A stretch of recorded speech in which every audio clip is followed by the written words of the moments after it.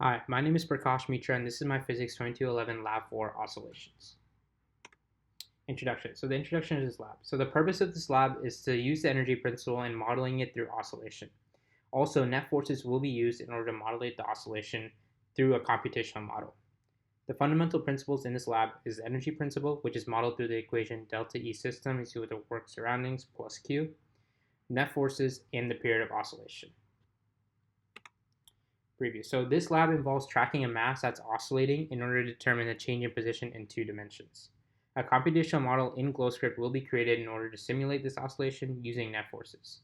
And the energy principle will be used to create energy graphs to show that the change in kinetic and gravitational potential energy as well as spring potential energy will all sum to 0 joules of total energy. So the system in this experiment is the object, the earth, and spring, and the surroundings is nothing. This is a video of the experiment.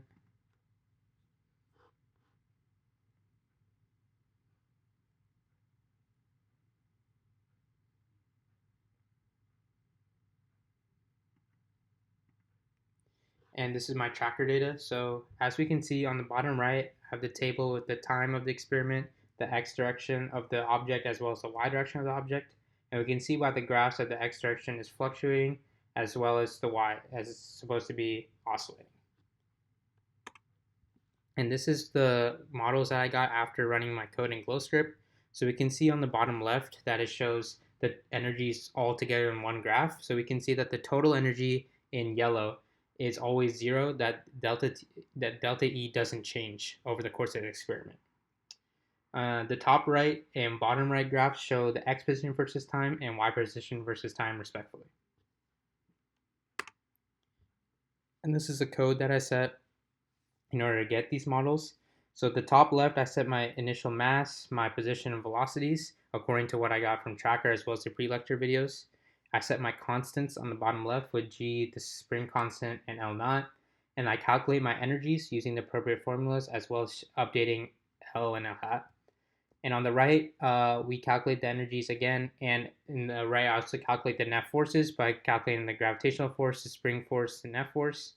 And I also use the momentum principle to update the ball's velocity and position accordingly, and also updating the spring. And finally, at the end of the loop, I also update the energies accordingly.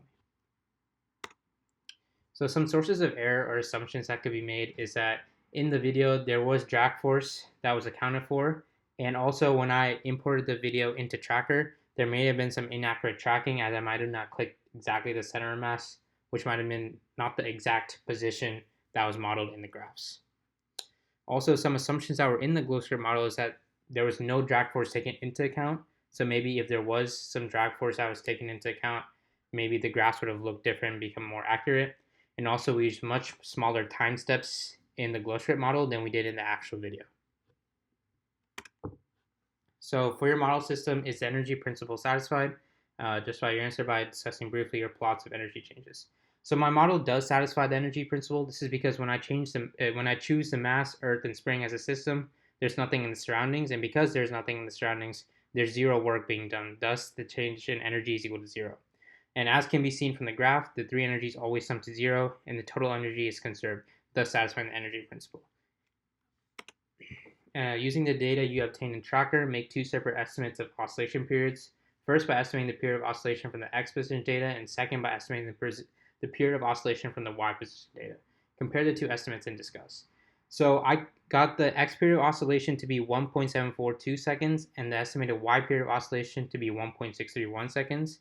And because the x period of oscillation is slightly higher than the y period of oscillation, it takes longer for the mass to return to the original position in the x direction, which means that the mass is more displaced in the x direction than the y direction, which will thus result in a horizontal elliptical motion that we see.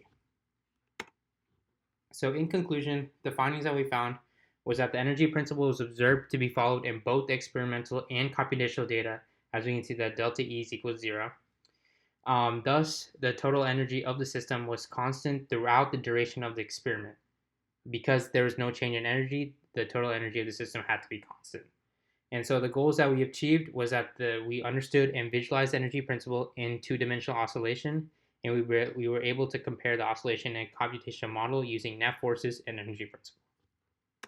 And that's it. Thank you.